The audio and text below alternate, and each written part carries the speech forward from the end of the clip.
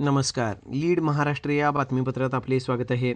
आमदार डॉक्टर सुरेशभाऊ खाडे यांच्या माध्यमातून पुण्यश्लोक अहिल्यादेवी होळकर ग्रामीण यात्रास्थळ विकास योजनेअंतर्गत मौजे लिंगनूर येथील श्री यल्लमादेवी मंदिर देवस्थान विकास कामांसाठी तब्बल 2,95,25,407 इतक्या निधीस प्रशासकीय मान्यता मिळाली आहे.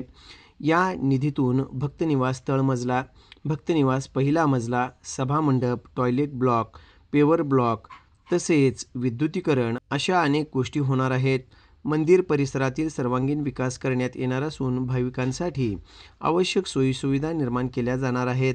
तसेच इतर आवश्यक पायाभूत सुविधा उभारण्याचा समावेश आहे.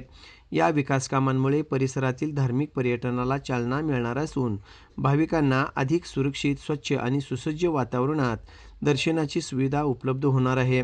जिल्हा परिषद सदस्या सौ शोभा वसंत खोत, पंचायत समिती सदस्या सौ जयश्रीताई मारुती पाटील, लिंगनूर गावचे माजी सरपंच मारुती उर्फ पिंटू पाटील, गावचे ज्येष्ठ नेते चंद्रकांत अण्णा नलवडे यांनी पाठपुरावा केला.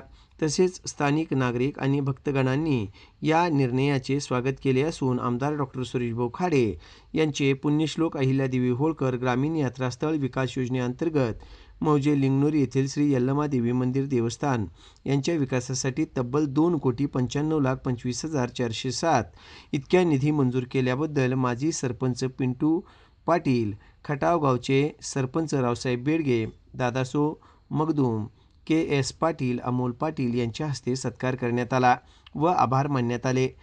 यावेळी या योजनेमुळे लिंगनूर गावच्या विकासाला गती मिळून धार्मिक व सामाजिक उन्नतीस हातभार लागणार आहे.